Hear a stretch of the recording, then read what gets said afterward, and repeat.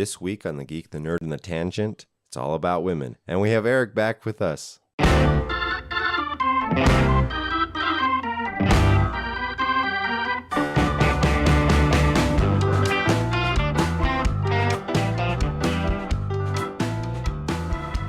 Brett Anderson, and I'm happy to be here. I am Matt Palmer. I'm excited to talk about women. And I'm Enrico. I'm back from Mexico. Hola, ¿cómo estás, amigos? He picked up perfect Spanish while he was in Mexico. That's great. Oh, yeah. Perfect. With his sombrero that he's wearing. Literally. It's a mariachi hat.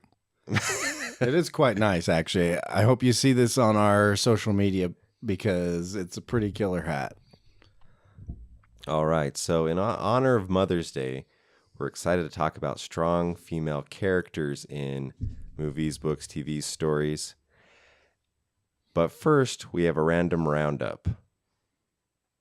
And let's start with Eric this time. Because we haven't seen you for a while. No, you have not. I have been in Mexico, where I've seen things. Not really. Mostly dolphins. It was fun. Everyone should go on a cruise, because then you get to eat all the food you want, and you get fat. It's awesome. Okay. Sounds good, man. All right, Matt, what do you have? It's the best vacation. Okay, so my random roundup this week. Did you have anything else, Eric? I don't want to cut you off. No. Did you have any details about your cruise you wanted to share? What was the coolest thing you saw? Dolphins? Is that what it was? We saw dolphins. I got to go snorkeling.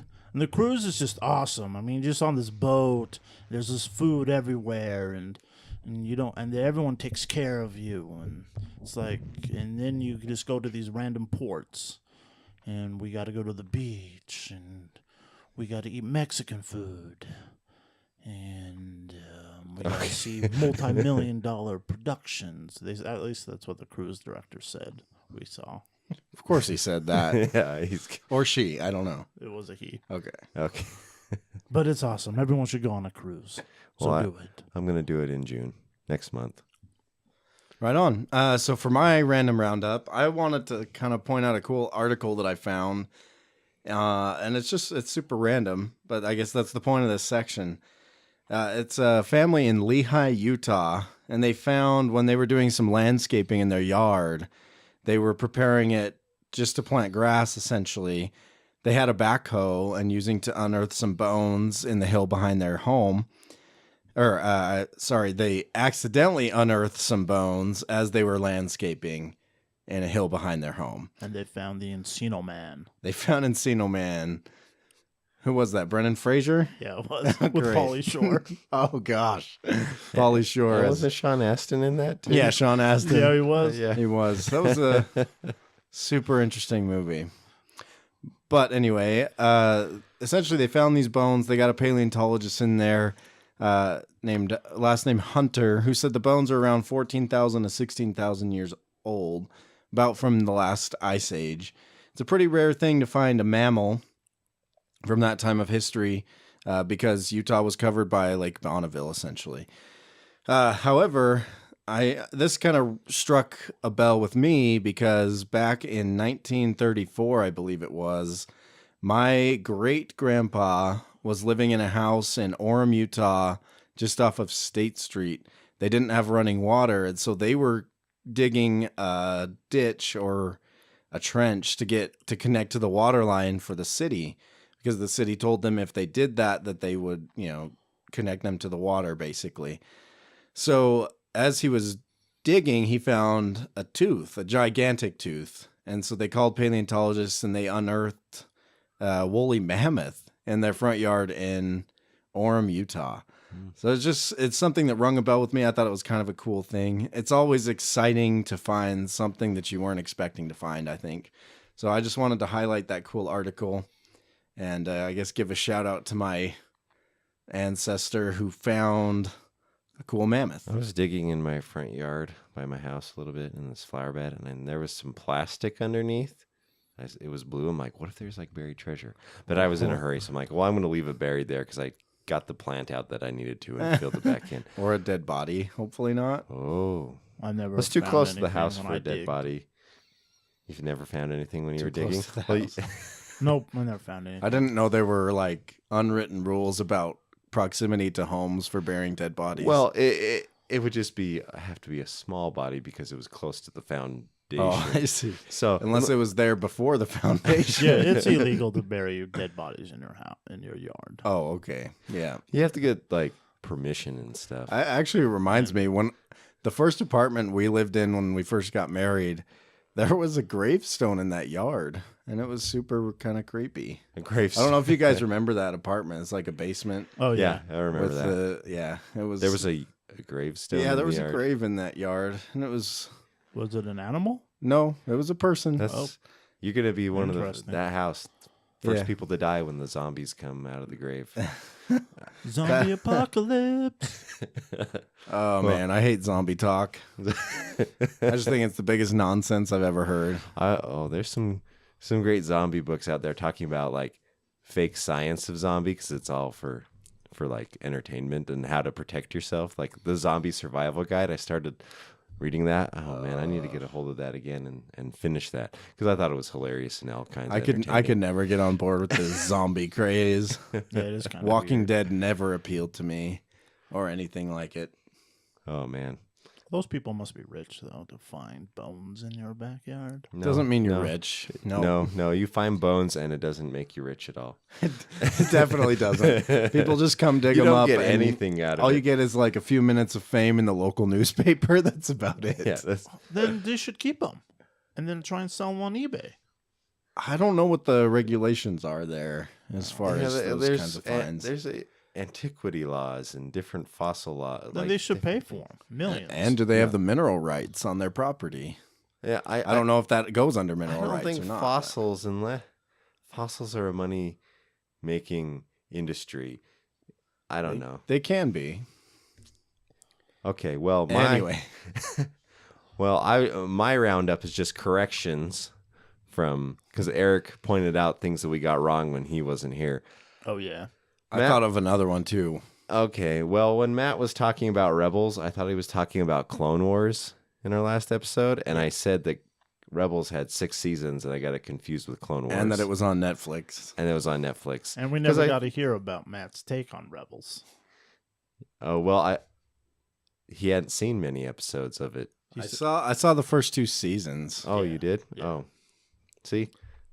So not we need to not get the his third and take on fourth it. though. But that's okay. We can do that sometime because it's not A Rebels super roundup. about strong female characters for this Okay. episode. But And then Mean Girls came out in 05 or 4. What year was it? 04? Okay, and we got that wrong. But that doesn't really matter. It's just No. Mean Girls. And then what other Star Wars thing did I get wrong? You didn't get the name of Hondo. Oh yeah, and I was talking about the pirate that I couldn't remember. It's Hondo Onaka. Yeah, he's a fun character from the animated shows. he's a very Lucasy character for sure. Yeah, but yeah, and it's just interesting that whole pirate element. It was I think they actually stole old that. timey pirate. If you ever watched the show cartoon Tailspin, there was a pirate named Don Carnage, and he's the guy who does the voice of Hondo, also does the voice of him, and they sound familiar. I think they got the idea from Tailspin. Yeah. So Don Carnage was more Yeah, he like was weird. more. But they have very similarities. Oh, Tailspin. That was a great show. I loved it. It's like Jungle Book with Diesel Punk. I don't know. It was awesome. That was a fun show. I remember as a kid. All right. And Well, it had an awesome theme song. it did. All right. Let's get into Matt's classic movie moment. He did see a movie. I did. Can you do it in the voice though? Because I really like that. Classic movie moment. Was that the voice? I can't remember. Yeah, that's pretty good. That'll do. So I'll try to keep it short this week, but I had a really good opportunity. I was out of town for work, and the town I was in, Logan, Utah, has a little theater that's kind of old, and it's just kind of a classic location. And I guess they show classic movies there from time to time. And this week, they happen to be showing The Man Who Knew Too Much. So that gave me my fill for my classic movie of the week. Not to be confused with one of my favorite comedies, The Man Who Knew Too Little with Bill Murray. Bill Murray, right? Yeah, not to be confused with that. I'm sure it's a spoof of this in some ways. But yeah, it has James Stewart, Jimmy, good old Jimmy Stewart. It's got Doris Day, who does a fabulous job as well. And basically, they're on vacation in Morocco together with their son. And they come across a man in the bus, and he sets their life in a different way. I've got a little sound clip here that I'll play for you just to get that classic feel of the Jimmy Stewart voice. Yeah. This is me, Jimmy Stewart. Hitchcock has an uncanny knack for coming up with the unusual in entertainment. Well, The Man Who Knew Too Much can certainly be put in that category. I play the part of an American doctor. Doris Day is my wife. And the story is about our trip abroad that started out as a holiday and ended up as a nightmare. And to film it, Hitchcock took us thousands of miles away from Hollywood to Marrakesh, which is right in the center of the North African trouble area. And that was just the beginning. From there, we flew to London for backgrounds of a whole strange series of events that... Spoilers, not really, but I think in these old trailers, they gave away more than they needed to. Trailers have changed a lot, but so this is a clip from one of the trailers. It's just a different way of giving it all away. And I'll save some of my comments for later, but for another time. But I did want to say how much I absolutely enjoyed this movie, how much Hitchcock really is a master of suspense, and I actually truly felt suspense as I watched this film. I thought it was really fascinating. You know, a lot of times in these old movies, they just have credits for days at the beginning of the movie before it begins. Yeah. It's just credits and credits and credits, which sometimes is a thing today too. But there's like certain rules that they did that, and things Right. like Star Wars broke those rules. Yeah, and Lucas got fined for a lot. And in the end, Yeah. and in the end, it didn't matter. Yeah, he's doing just fine. But anyway, what I wanted to point out with this is Hitchcock, being the genius that he is, used this opportunity of the credits to really further the story. You don't see why it furthers the story until maybe 3/4 of the way through the movie. But then it all comes circling back to that credits scene that you were like, I wonder what that's all about.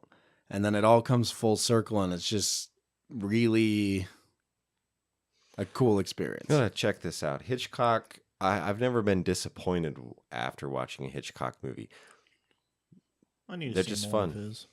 Yeah, you should. You should watch this one. If you're going to watch one, this is a good one to catch. It's got some good comedy in it, too, here and Oh, there. yeah. His Some pretty funny comedies. stuff.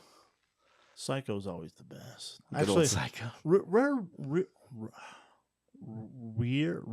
I can't say it. Rear Window? Yes. What's good? Yeah, that's, like that. that's classic as well. Yeah. Yep. Yeah, but anyway, I highly recommend this movie. Check it out. So what year was it? 1956.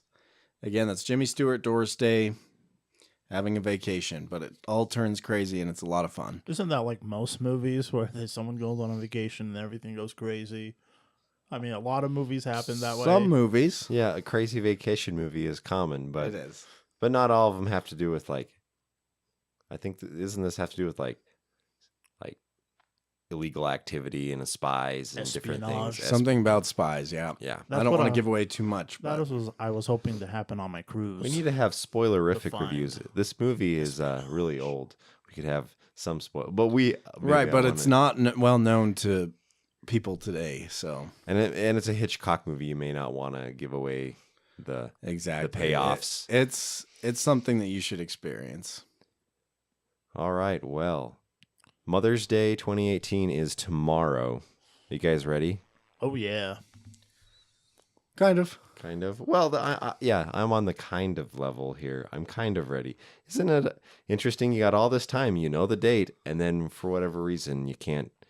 You just give Yeah. your wife her favorite thing, make her breakfast, make her food, take Yeah. care of the children for the day, even though you should take care of them every day. Yeah, but what about your mom? You doing something for your mom? My mom's on an island.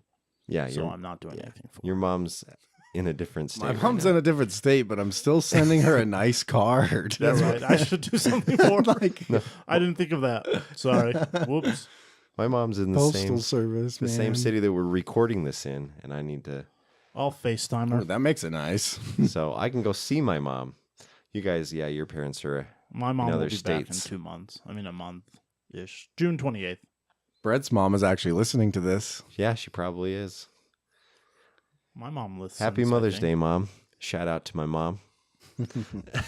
I love your salsa. Oh yeah, my mom. She hasn't made salsa for a while. Wow. Or no, she makes it, but I haven't picked up any recently, so I need to see what her plans are. Who doesn't love salsa? I just need some of that salsa with some milk fresh from the cow. That's what I need. Some raw milk. Those were the days. Oh yeah. That milk was so good. Yeah, good stuff. All right, so another honor. Excuse me, I had a frog in my throat. We or can't something. speak today. No, in honor of Mother's Day, we want to talk about leading ladies in movies that have strong female characters. Because women are the best. And there is the issue that's in the news today, and all the stuff about equal pay in Hollywood, and how actors get paid more than actresses. And I like the terms actor and actresses. I think the Oscars, they still use those words, or they say like male actor or female actor. I don't know. Some people are offended by the word actress.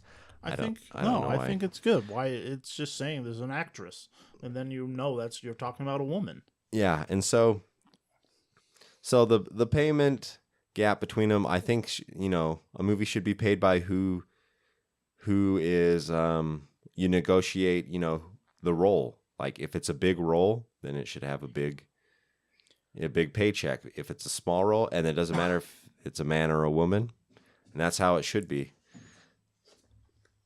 And I was looking on with the highest paid TV actresses, Judge Judy. They say she's like the highest paid person on TV.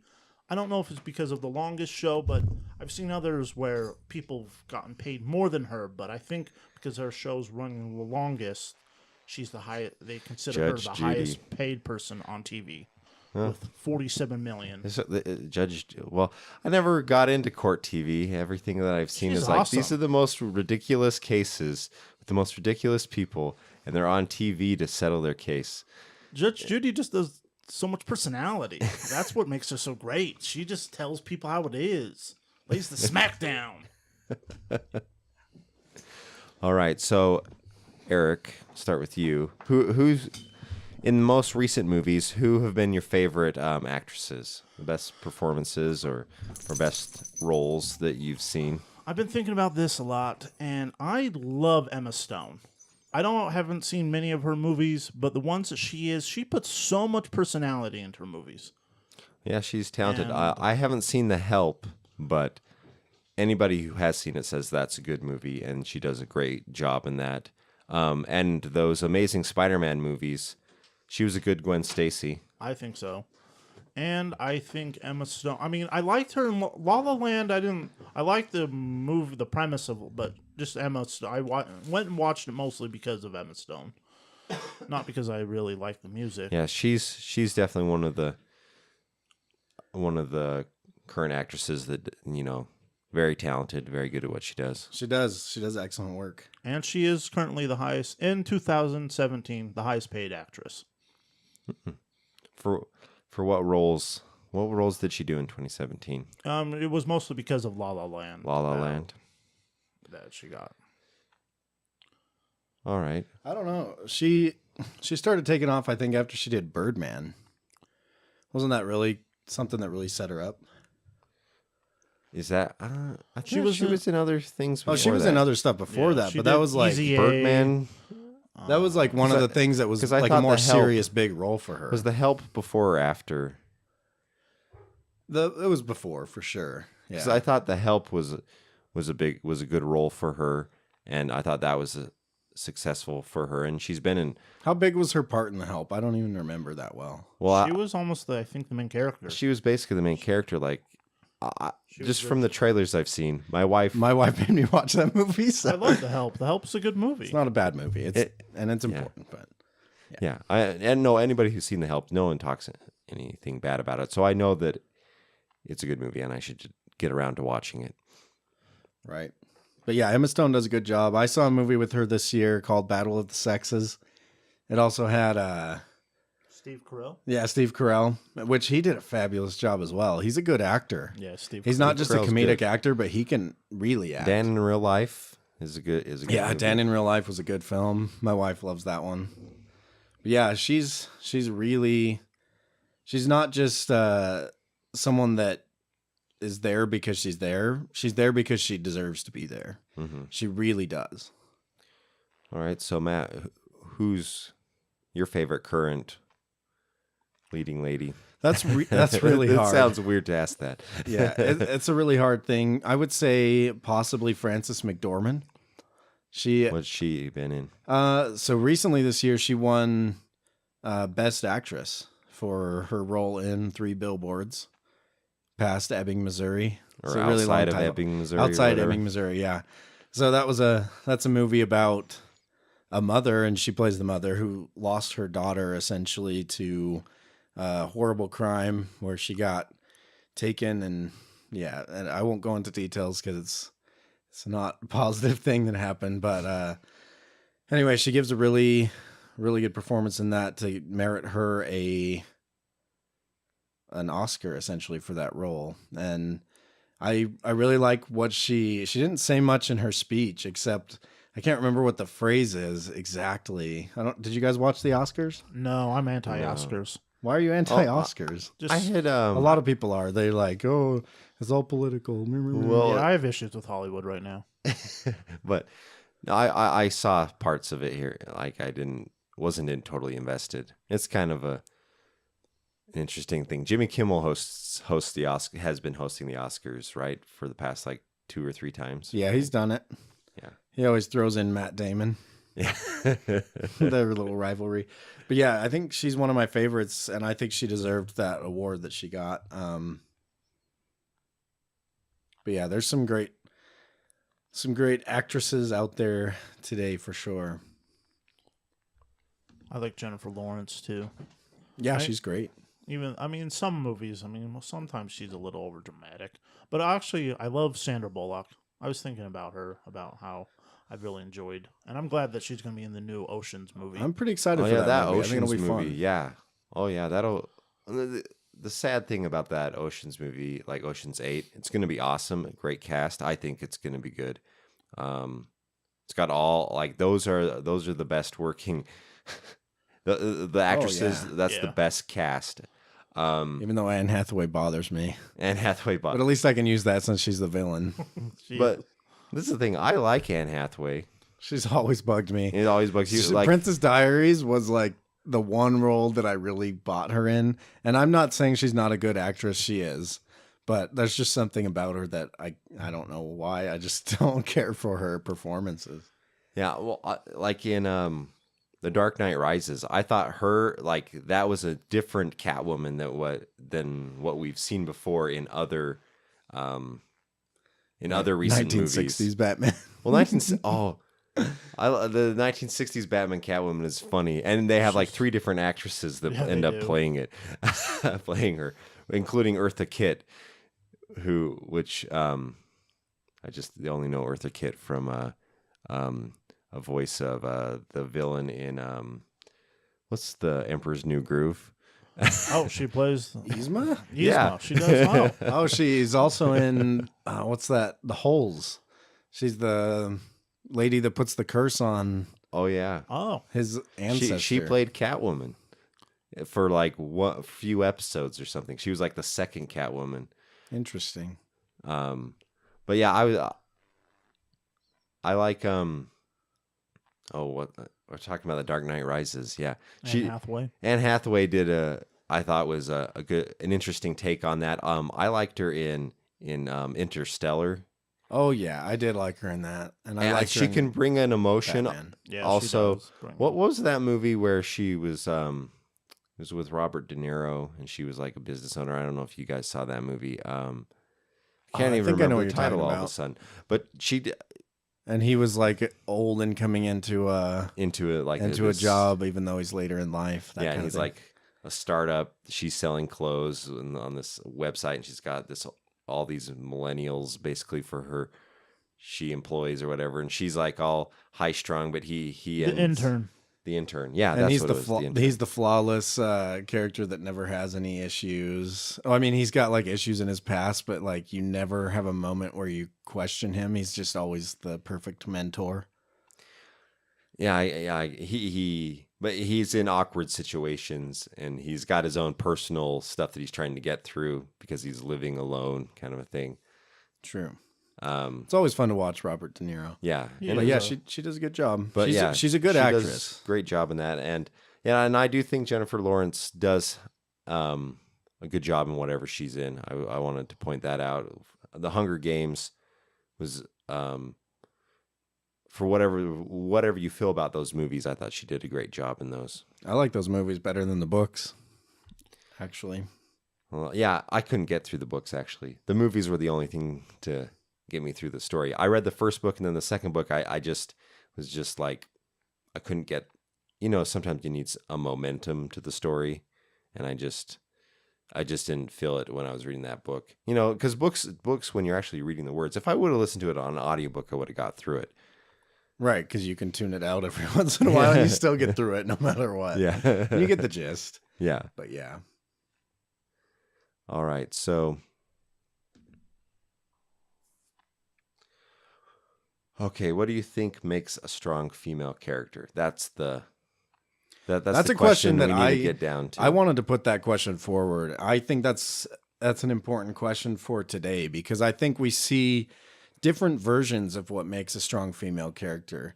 And I think there's a tendency to weigh it on the side of she's a strong female character if she's masculine. Yeah, And if she knows kung fu, if she can kill people, that sort of thing. I think there's a strong tendency to lean in that direction. And I feel like, I think I'm on the same page with you where they think, oh, a strong female character, we must write it like a man and then just like cast a woman, like kind of a thing. And then she's got to play it like a man. And that's the strong female character, which, I don't agree with that.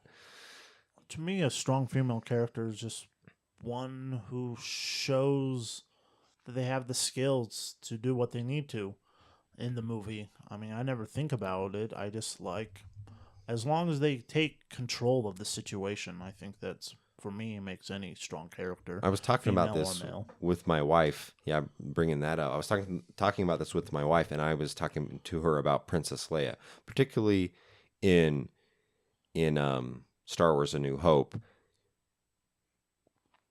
She takes charge because the situation something needs to be done, and she gets it done. And the strong women that I know in my life are like that, where it's like something needs to be done. I'm going to get this done. But yet there isn't this. There's still that sensitivity and that thoughtfulness that the women I know have to that character. Because like when Alderaan gets destroyed, she's not like cold about it. She reacts to she it. still shows Her her home, emotions. everything she knows from her childhood is gone at that point, and it shows a feminine quality that if you're talking about a female character, there needs to be a feminine quality, and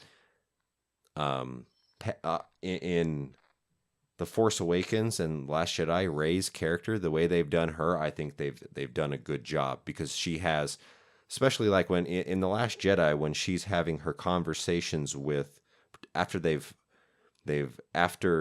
Rey and Kylo have defeated all of Snoke's minions, she's like, "Don't do this," and she's showing this emotion that is so right for a female character. Like she's so well rounded. So I think they've done a good job. Yeah, and I think that's a good example where a female character can be can hold her own, in a fight, and she can wield a lightsaber and take people down. But at the same time, like you said, it's well balanced. There's a balance there of still giving her that femininity instead of just making her into a violent man, essentially. Yeah, yeah. And she still shows a lot of emotion still. I mean, she doesn't let her emotions control her, but she still shows them that a lot of others wouldn't show a man's emotion. You never see Han Solo's emotions. He's just like, oh, I have a gun. And I think I You like see him when briefly here and there. Yeah, you see him in a masculine way. You see Han Solo's emotions. But then in a way that the way I see, the men that have been like my dad and other people, he shows a masculine type of emotion that isn't the same as what women show. And we're not trying to say that men and women are better or worse or anything. No. We're just saying that there's just differences, There is a difference, and I think that's obvious. And not to say that there's not a spectrum of difference either. Like some women are maybe more masculine, or some men are a little more feminine and what have you. And that's fine. I think it's just important for writers not to just try to write a character that is scantily clad and can kill people because Yeah, they know that men want to watch it. Yeah. that's true. I think that's what happens so many times. Whereas you go back, I highlighted the African Queen, which was a great movie. Oh, yeah. And this is one correction I had to make. I said Audrey Hepburn the first time, but it's Katharine Hepburn. And she was such a good character. She was the driver of this story. She essentially made the plans to turn their boat into a torpedo to go further the war effort with Humphrey Bogart. And they do end up falling in love, but that's, I guess, a normal thing if you spend time alone with somebody on a boat. But and that's part of that story. it's part of that story. That's She's such a good, strong character. Doris Day in The Man Who Knew Too Much that I just watched. I'm telling you, the 60s, we think about progress today, and there were some great, strong female characters back in these days. Julie Andrews in Sound of Music. She led that movie. She was the leading person. And Christopher Plummer was great, but she was the one that drove that movie for sure. You have Sigourney Weaver in Aliens. I thought you were going to say Finding Alien Nemo 2. and Aliens. Yeah, I mean, I've never seen the Alien movies, but from what I've seen, she really takes that role and she really makes it. When people think of aliens, they think of her. I like Sigourney Weaver in Ghostbusters because that's what but I think that's a strong role because she's not some. You would think, oh, maybe she's some damsel in distress, but it actually plays off as she gets possessed, so she can't blame her for that. But like when Bill Murray's character is trying to put the moves on her, she's totally skeptical of him and yeah, who is they this don't guy? Just play her as the bimbo. You're like a game show host. She. All of her roles, she's been a pretty strong female lead, which I like, because I don't like when they just throw oh, here's a girl, let's make her the bimbo, sort of like in Jurassic World. I mean, she was strong female. What's her name? Bryce Dallas Yeah, Howard. Bryce Dallas. She's She was talented. She does a good job. But then they're like, oh, let's throw high heels on her and throw these feminine things. Like, no girl's going to be running around from a dinosaur with high heels on. I think And there's some characterization. I don't know what they were trying to do, but I think they were trying to characterize her as someone who cares more about.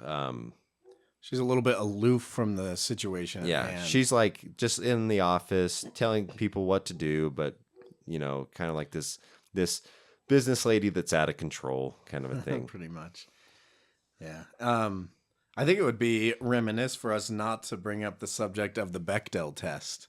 Have you guys heard of that? I have not. Inform us, teach us. So Matt. what this test is basically it asks whether a work of fiction features at least two women who talk to each other about something other than a man. Okay. So- yeah. so I've maybe heard you've heard of something this. about this. Yeah.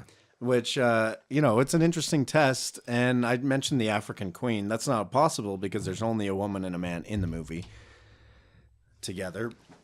But yeah, essentially, you need to have two women in the movie sometimes you have to also name the women so the audience knows who the women are. And you have to have a conversation about something other than a man. Yeah. And only about half the movies, which is surprising, pass that test. Is it just the whole movie conversation or just like scenes? Any scene, any conversation in the movie, any scene at all. Because there is, because I think because there's a lot of movies that have a lot of women characters that are all about relationships. Because like a rom-com and a lot of women like, Yeah, the romantic comedy. you know, that's the quote unquote chick flick. Some men like them too. I'm not saying I like that- them. Some of them. So, but They're fun. there can be conversations about other characters that are men because the whole premise of the show is to find someone to be in a relationship on some of those shows. Do those shows automatically fail this test and They don't automatically fail the test. They just fail the test if they don't have at least 2 named women who talk about something other than a man. okay. So even if it's a romantic comedy, it doesn't mean that's the only thing in her life. Yeah. You know, it's not the only thing that drives her because that would just be sad, right? If Oh yeah. it's And you couldn't that was a movie where if you can't pass that test, the characters would be so boring. 50% of movies. Yeah. Well, and this is the thing. A lot of those movies, you know, they're like, there's just the token women characters talking about the man who's the main character, you Right. know, kind of a thing. Yeah, but anyway, it's an interesting test, and it not to say it's a perfect test. I don't think it always applies. Like I said, the African Queen is very much a strong female character that's great, but it doesn't apply because there's not a second female character. It's just 2 characters the whole time, pretty much. But it's an interesting test to say, hey, let's have these women not just being there for as romantic objects or, you know, only have them as one-dimensional characters, but really have them have a life unto their own and have some, you know, yeah, essentially breathe some life into the character rather than just so two-dimensional that all it is about finding a man. They're talking about men. Yeah. Eric's glazed over. No, I'm trying to think of about this. I mean, it's all because when I want to watch a movie, I never think about these dynamics. I just go and see a movie because I want the story. I never think about, oh, this woman's acting this way or this man's acting that way. But you'll find that And- and that's how you should go see a movie. But you'll find that if you're like, oh, this is boring, or if this is not clicking right, there might be something like this going on, where you're like, these characters aren't. I'm not interested in them. Right. They're not fully developed. They're not rounded characters. That could be part of the problem. You just don't always pin it down to something like this. Like you said, you're not sitting there hyper aware unless you're, you know, someone who thinks about these things while they're watching movies. You may not be hyper aware of it, but something will kind of feel different. You know, you'll know the difference when you see it between a well-rounded, 3-dimensional, strong female character versus, hey, that's a funny character, but they really, whatever, right? Yeah. I think that applies to the new Ghostbusters movie because that movie, that had a lot of controversy around. Oh, all female lead. The issue with that movie wasn't the females; it was the writing, the story, and I think that's where people have a hard time. They're like, "Oh, all female. It's going to be bad." Like, no, you can have all female cast, and it can be good as long as you have a good script and good writing. Yeah, that movie just that new fell. Ghostbusters movie had a great cast and they great performances, and there was some funny stuff in it. I think ultimately they kind of, for Ghostbusters fan, it was kind of there was issues with, like, I felt like the story's villain and how it all ended was just, I don't know. It just didn't hit right because I take baggage of the old Ghostbusters with me into it. I do. And I mean, it was. Matt's not a fan of I the didn't- Ghostbusters. I never really, it never really became part of who I was growing up, but Yeah. that's okay. It's all good. No, it's all good. All right. What was your did your moms introduce you to any movies or anything that were important? Actually, I have a list. If Well, you have- in conclusion, is there any more about what makes a strong female character. Here's something Any I other- gotta get this off my Okay. chest.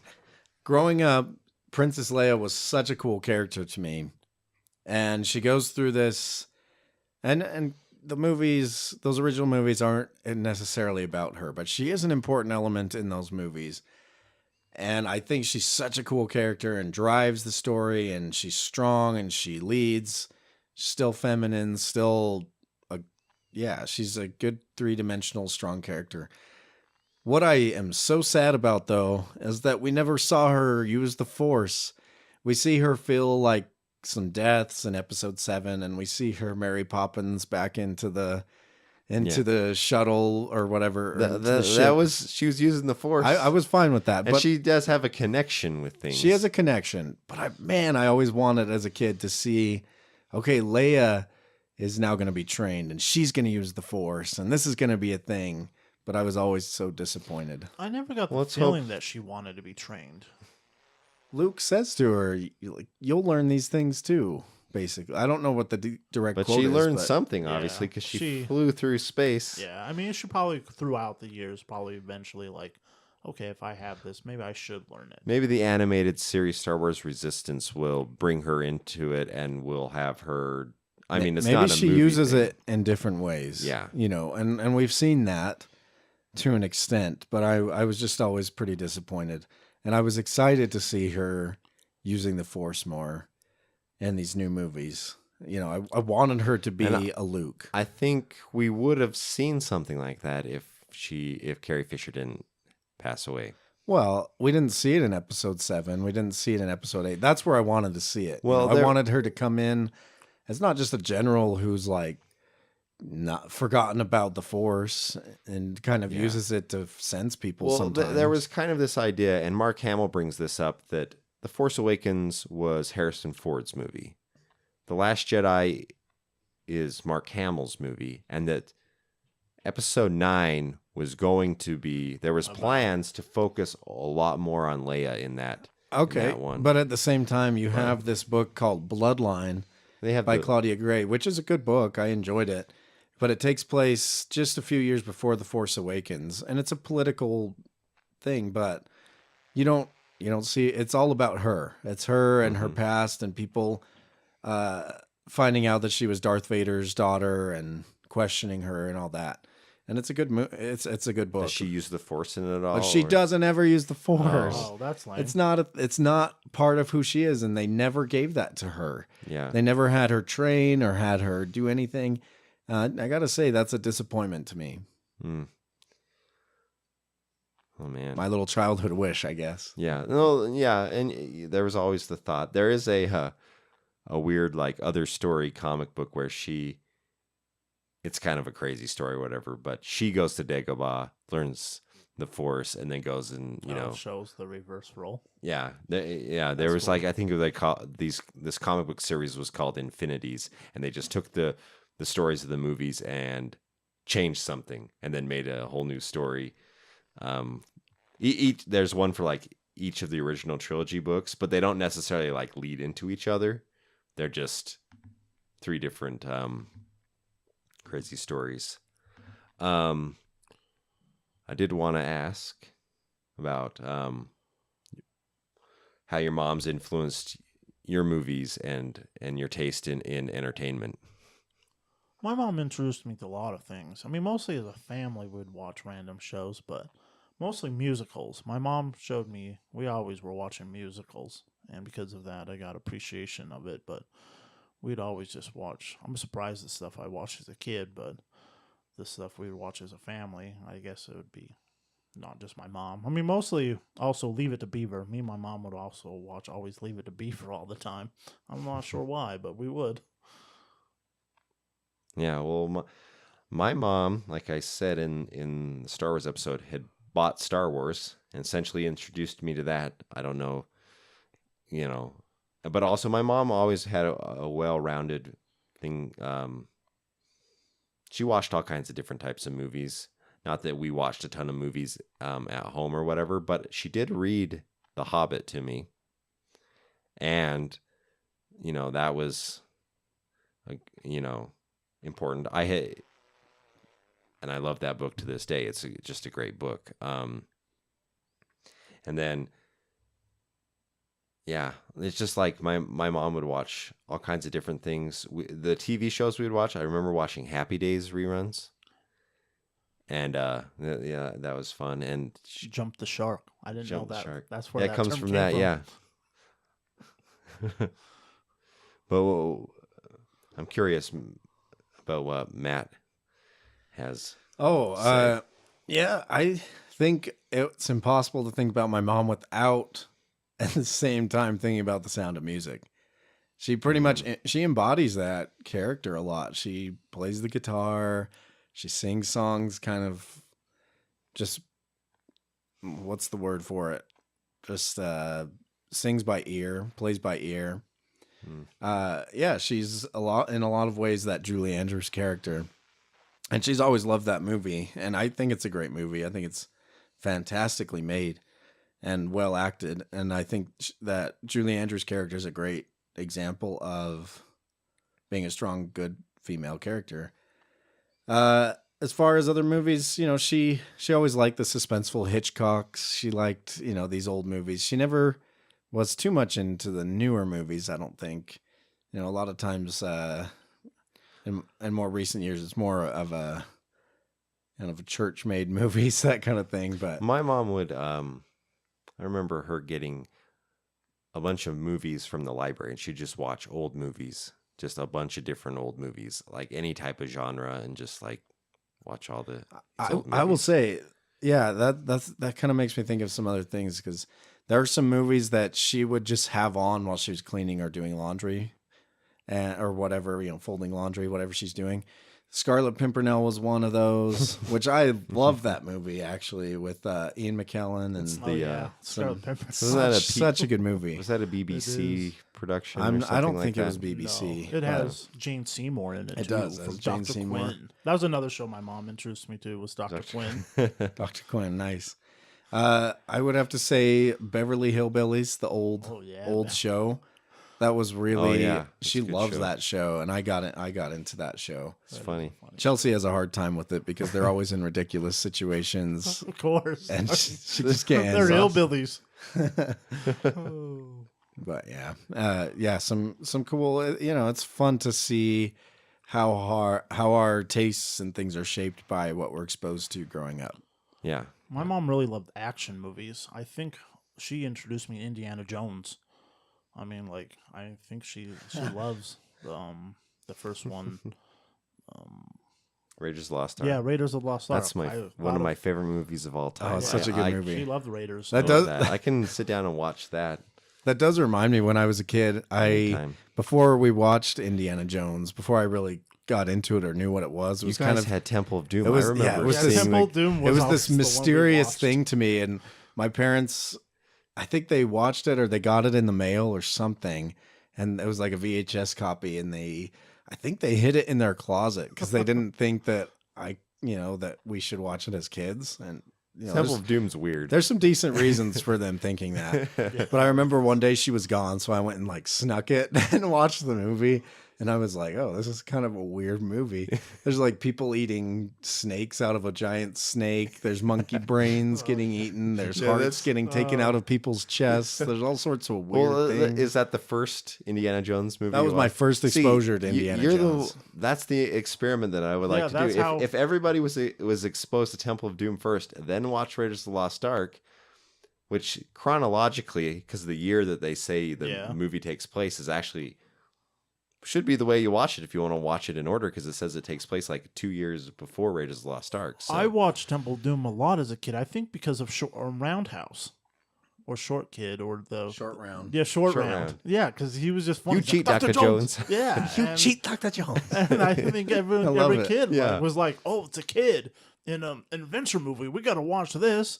And I think you related it to him more because there was a kid, and not the other. The other two, I think, were far better, but you watch that one because there was a kid. I wonder how he whips at the end. He whips the whip around. What's the Steven Spielberg's wife, wasn't it? Yeah, well, Wasn't she? after that movie? Yeah, not Not during the movie. Yeah, but that was the beginning of their relationship. He whips at the end and then pulls her close or whatever to give her a kiss or whatever, and I'm like, that would hurt. Also, I don't know if that would fly as well today, because that's kind of like, I don't know. As long as she wanted it, I guess that's fine. It took place in the 1930s and had that 1930. Even though there's a certain like classic adventure feel, whether you're offended by that or not, that I love in those Indiana Jones movies. An interesting thing about that is that Harrison Ford is actually trained in the whip, because in Crystal Skull, they wanted to. I'm sorry, what movie are you talking about? Eric and I saw that together, and it was awesome. The Kingdom of the Crystal Skull. Yes. Well, I don't know what that movie is. Indiana Jones, the fourth one. What? There's a fourth one? Yeah, it's kind of cool. I think it has good moments. It did. But Eric and I came out, and I had a good positive feeling. I didn't think it was the best movie ever, but I'd say by the way you're rolling those W's, Eastern Ukraine. but Harrison Ford, Gosh. they wanted to CGI his whip, and Harrison Ford was like, "No, I'm good at the whip. You're not going to CGI this whip." And so I thought that was cool. That is cool. I pray that this new installment that they're working on will be something if it ever happens, special. It will happen. It will. It's a Something moneymaker. will happen. It'll happen. Something, yeah. Just please don't have Shia LaBeouf involved. No, I don't think They that's going to won't. happen. They I won't, don't think but- Shia LaBeouf wants to be involved. And I don't.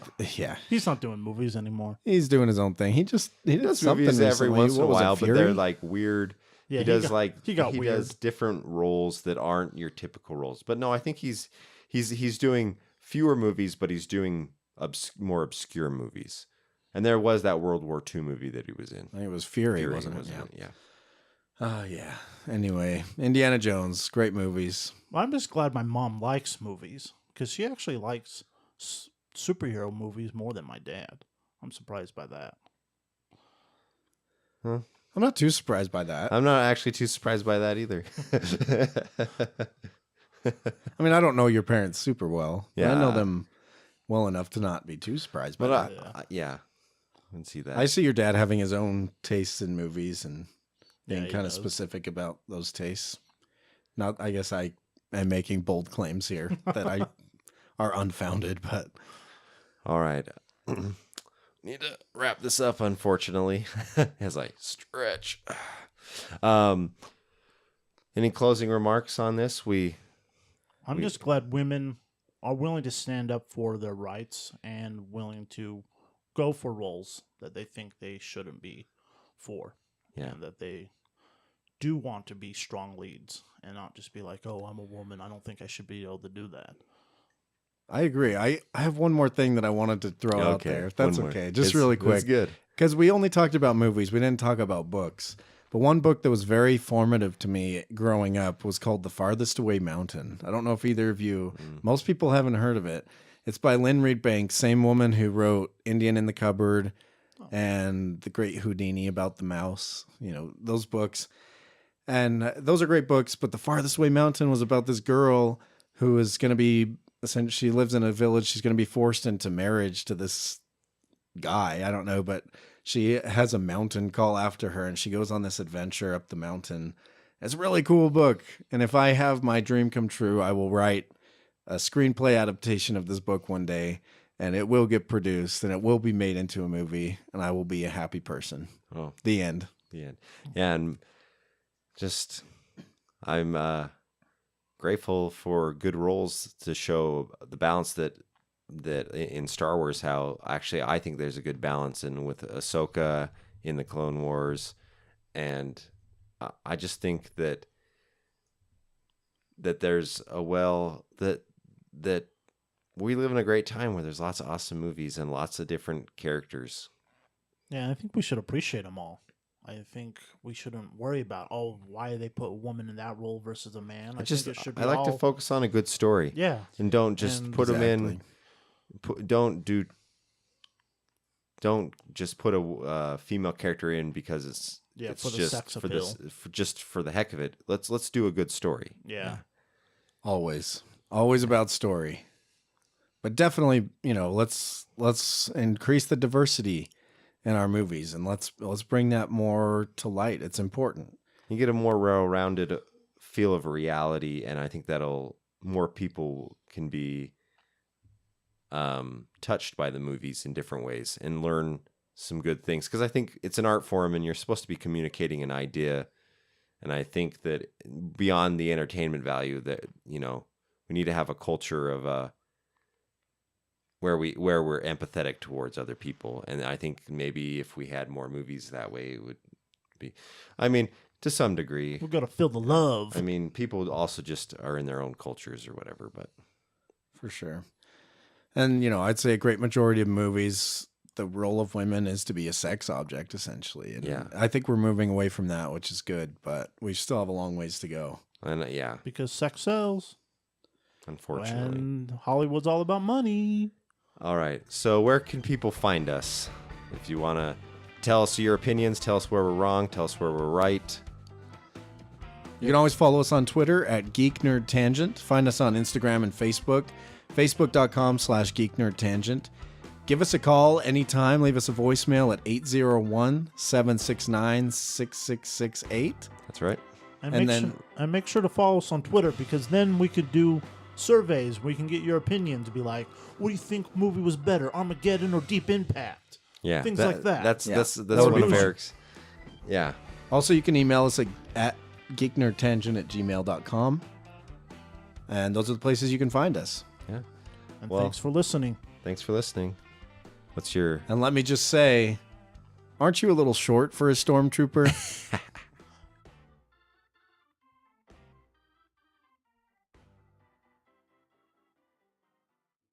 So, hasta luego, amigos. Amigos. Amigos. Amigos. Amigos. Amigos. Amigos.